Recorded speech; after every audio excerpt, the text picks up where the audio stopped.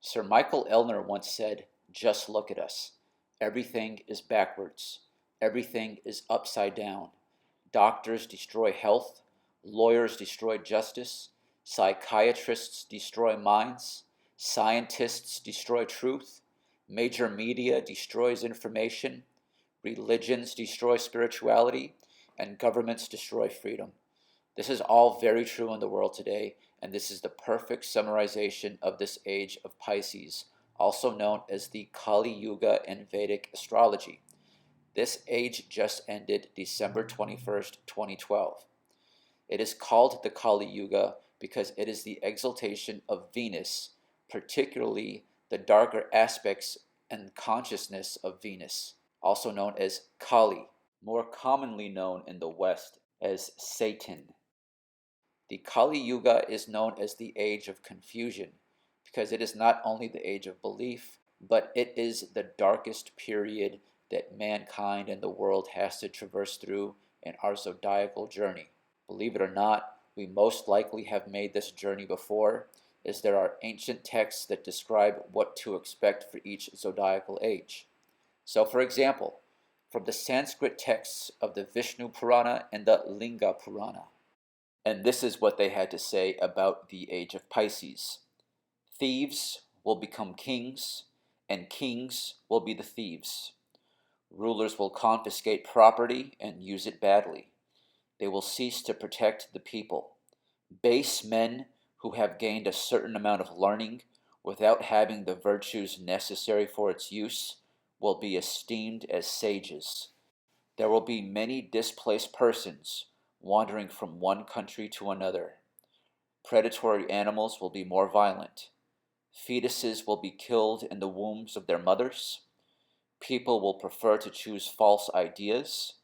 No one will be able to trust anyone else. People will be envious. There will be many children born whose life expectancy is no more than 16 years. People suffering from hunger and fear will take refuge in underground shelters. Young girls will do trade in their virginity. The god of clouds will be inconsistent in the distribution of the rains. Shopkeepers will run dishonest businesses. There will be many beggars and unemployed people. Everyone will use hard and vulgar language. Men will devote themselves to earning money. The richest will hold power. The state leaders will no longer protect the people, but through taxes will appropriate all wealth. Water will be lacking. Pre-cooked food will be readily available. Now, one common question is, how does this shift in consciousness happen? How does it occur? Well, first off, we have to understand what our bodies are and who we are, and how our bodies are directly connected to the solar system that created us. We can expect to enjoy a much more harmonious world and high consciousness because where the sun is taking us in the 24,000 year precessional cycle is back to the Dvapara Yuga. Certain Hindu scholars say that we've already entered the Dvapara Yuga in the 1700s, so about 200 or 300 years ago. Whereas others tend to say that the Dvapara Yuga has not begun yet. We're still at the end of the Kali Yuga. Nonetheless, in all the traditions, we are at that time when a great transition takes place. A wonderful transition. And all the religious traditions are looking forward to this time because they know that it will bring much peace and love and joy and wisdom to mankind. If we have a good look at our solar system and how it works, for instance, the moon goes around the Earth in turn is rotating and orbiting the sun. So it takes 365 days to go around the sun.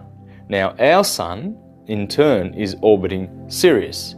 Sirius being the brightest star in the sky and in the sector of Cancer, right near Gemini. It is in a binary with our star. And every 24,000 years we go around each other in a clockwise motion.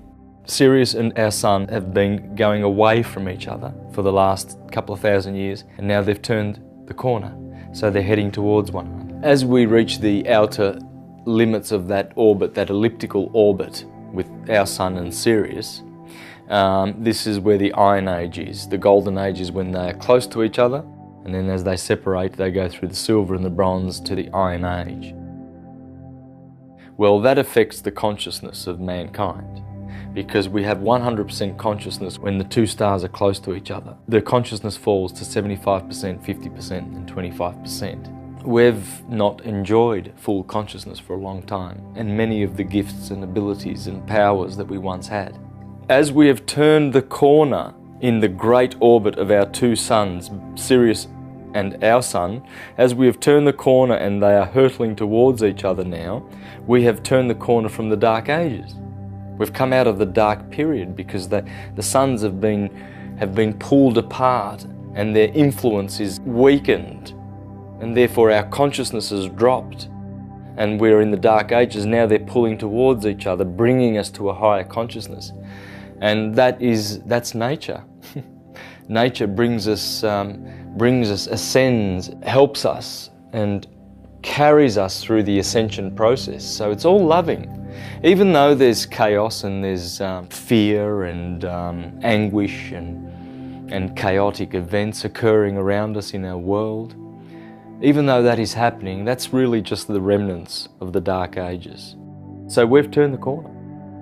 The two suns are hurtling towards each other at great speeds now, and that's the beautiful part of where we are. We've turned the corner. So we're really in just a great time in history to be living. It's just an amazing time. The great changes that we will see with our own eyes will just be stupendous. In the book of Daniel of the Bible, it says that in this time many will come to an accurate knowledge of the truth, and they will whiten their robes, and they will turn to the truth. But it also mentions that many will just go off into the darkness and continue on the path of darkness. The more one loves and finds unity in this world and harmony, the more the blessings will be when that time comes. All shall benefit on different levels. Even the unawakened will benefit, because that's how the universe elevates souls.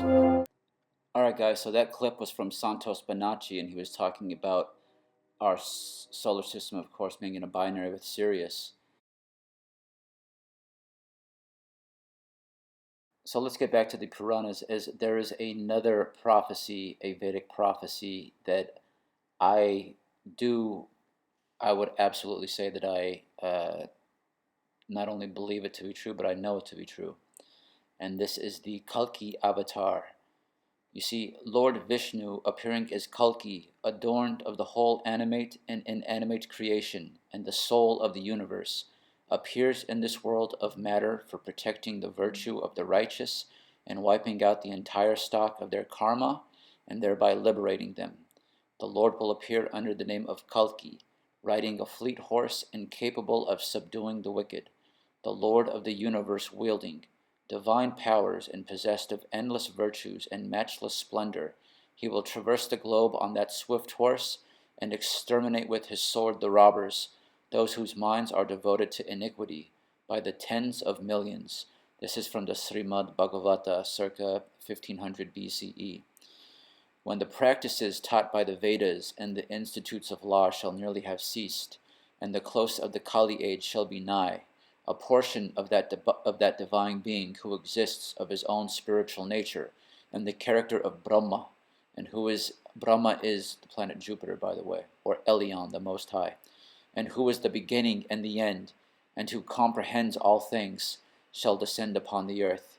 He will be born as Kalki in the family of an eminent Brahmin of Sambala village, endowed with the 8 superhuman facilities. By his irresistible might he will destroy all the barbarians and thieves, and all whose minds are devoted to iniquity. He will then re-establish righteousness upon earth, and the minds of those who live at the end of the Kali age shall be awakened, and shall be as pellucid as crystal. Now let's remember this crystal, pellucid as crystal, because this is also going to have meaning at the end of this presentation. The men who are thus changed by virtue of that peculiar time shall be as the seeds of human beings, and shall give birth to a race who shall follow the laws of the Krita age, the age of purity. As it is said, when the sun and moon and the lunar asterism Tishya and the planet Jupiter are in one mansion, the Krita age shall return. The Vishnu Purana 424. Also it states, Vishnu will return as Kalki upon a white horse as the last avatar amid fire and flames. Hindu Puranas 900 CE. Vishnu will return as Kalki, the last avatar, amid fire and flames.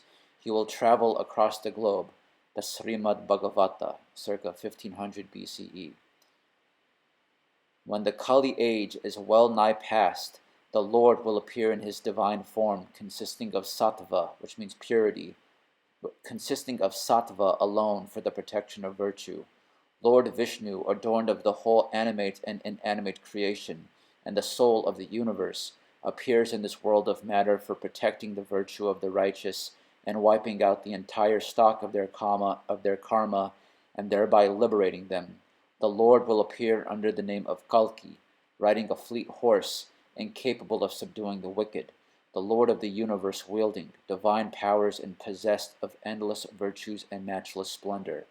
He will traverse the globe on that swift horse and exterminate with his sword the robbers, those whose minds are devoted to iniquity by the tens of millions. Srimad Bhagavata. He will then re-establish righteousness upon earth, and the minds of those who live at the end of the Kali age shall be awakened and shall be as translucent as crystal. So it's basically saying the same thing in the Vishnu Puranas. Lord Vishnu appearing as Kalki, of course, this brings similarities between what most modern Christians know as the Jesus Christ character in the Bible, but this also brings and sheds light to two other divine beings mentioned in prophecy. One is Yahweh Adonai in the Hebraic tradition, which means Lord of Earth, which also responds to Enki, meaning Lord of Earth, and how, if you study Kabbalah, you'll also understand how Yahweh Adonai is actually God himself in the flesh come down to reestablish a new order and, of course, claim the earth and bring this planet back in unison and in nature with the solar system, which is exactly what these Vedic prophecies are stating when Kalki comes back to bring back the world into righteousness, and that people will live in a new age of purity and righteousness. Because the world was taken out of order in the Kali age by Kali, all right, and the whole Anunnaki story, because that's what they did. That's what those fallen angels did. They took the earth, and now it's going to be reinstated back into the solar system where it properly belongs. Now, of course, we have Kalki, we have Enki, we have Yahweh Adonai, we have Krishna, and also there's Yam, Poseidon. Yam is the earlier Ugaritic tradition of Krishna and Vishnu. Yam, of course, stands for Yah, or Yahweh Adonai, which also stands for Chokmah, Neptune. And then you have the same entitlements in your Greek mythology, which is Poseidon. Poseidon meaning husband of earth, Lord of earth. So the Vishnu character is Yam, Yah, Poseidon. That's Neptune, also known as the first sphere. And the reason why he is entitled or called husband of earth is because it's the first sphere who created all the other spheres, and that's shown through the flower of life, created all the other spheres, including Earth. So since he created Earth, it belongs to him. Earth was, its guiding rulership was taken away, but of course, it's not going to last. And as stated in the Old Testament, I forget what scripture, but of course, the nemesis to all of these guys has always been Baal, Shiva, Indra. It's all the same guy. That's Venus. And in the Old Testament, it flat out states, Baal, your reign will not last forever. Okay, the only reason why these events occurred is because the planet Mercury, who responds to Enki, um, falls in the age of Pisces. And considering all these odds were stacked against light and righteousness, it really appears that in the Kali Yuga, this is when we always have to seem to go through the worst aspects of creation, because it's the bottom of the barrel base existence. So I, for one, absolutely believe, from all my experiences with astral traveling and in my experiences, I know that there's higher beings out there. I know that they are essentially higher spectrums of light, and that they do come down here, because everyone here is actually born of the same light spectrum and all-knowing mind, which responds to the waters, the dark waters, or what we call space. All right, so we're all made of star stuff, and that there are divine beings that come down to regulate this solar system. All right, it's checks and balances. It's maintaining and ensuring that this creation goes on. These guys that we're dealing with right now in the Pisces age have really just essentially been parasites and demons. And we turned that corner, like Santos said, and now it's about moving forward. We are hydroelectric light beings, and our human bodies are liquid crystal superconductors, condensed by planetary quantum sound waves, and we evolve physiologically and biologically at the cellular level, specifically our DNA, dependent upon how much cosmic and solar light we are exposed to through the stellar rays of each zodiacal age's constellation that influence our sun. The stellar light that impacts us is mathematical, coded information from our divine creator that evolves our DNA so that we can evolve and thrive into higher frequencies as we traverse these zodiacal ages, specifically as we orbit closer to Sirius. These zodiacal consciousness shifts have the capacity to upgrade and downgrade our physical composition at the cellular level, because this is how we evolve. Our bodies are either made to maintain and uphold the necessary electrical capacity according to that zodiacal sign. Now, I know what you just heard sounds completely far-fetched and absurd, but if you just give me some time to show you as to why I'm making these statements, then it'll start making sense.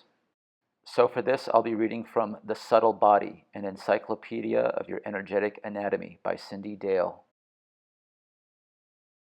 The human body has more than 100 million cells, and each cell consists of protoplasm, a living substance that is 70% water, surrounded by a cell membrane with a nucleus inside. Each cell is comparable to a battery, positively charged at the outer wall and negatively charged inside the wall. Thus, every cell generates its own electrical activity and magnetic field, as this can be measured as voltage.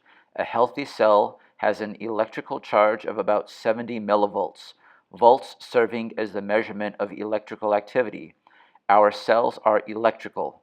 Dr. Robert Becker, who has been researching microcircuitry, has shown that electric currents of the body are associated with cellular regeneration. The greater the current, the more complete the regeneration. These and other studies have led many researchers to view the body as a low-level direct current generator, or a battery. Deoxyribonucleic acid, commonly known as DNA, is the code of life, as it houses our unique genetic information in the nucleus of every cell in the form of chromosomes, which are long strands of DNA molecules, arranged in a double helix, resembling a spiral ladder. Cutting-edge research by Fritz Albert Popp is bringing to the forefront a new understanding of DNA, DNA is light. Pop has demonstrated that DNA operates not only chemically, but at a level beyond. It is essentially a storage unit for light and a source of biophoton emission. The physical body and its DNA rely upon light for health. Certain types of light cause problems, while others are beneficial and even more healing. Dr. Joanne Smith Sonneborn at the University of Wyoming exposed paramecia to far ultraviolet radiation, which caused DNA damage and shortened the cell's lives. When these injured organisms were exposed to near ultraviolet radiation, which is closer to visible light, the damage was repaired and the aging reversed. How does external light reach and affect us? Researchers David Jernigan and Samantha Joseph explored photons and discovered that they operate as waves and particles and enter the body primarily through the eyes. The eye translates light into electrochemical impulses for the brain interpretation. The eye translates light into electrochemical impulses for the brain's interpretation. The light proceeds into the body's crystalline matrix or fiber optic network. By moving from the rods and cones into a different set of cells called the Muller cells, the light accesses the crystal matrix of the body to reach every part of the body. Harvard-trained Dr. Leonard Horowitz has actually demonstrated that DNA in our cells emits and receives phonons and photons, the electromagnetic waves of sounds and light. The primary function of DNA is not to synthesize proteins, but to perform bioacoustic and bioelectrical signaling. This function of DNA is important to know because Russian scientists Peter Garyarev and Vladimir Poponin have demonstrated that life is electromagnetic rather than chemical, and that DNA can be activated with linguistic expressions or sounds like an antenna. In turn, this activation modifies the human bioenergy fields, which transmits radio and light waves to bodily structures. Sound waves are considered mechanical waves. Sound waves run at specific vibrations and penetrate all of existence. Our own hearts create sound, as do the planets in the sky.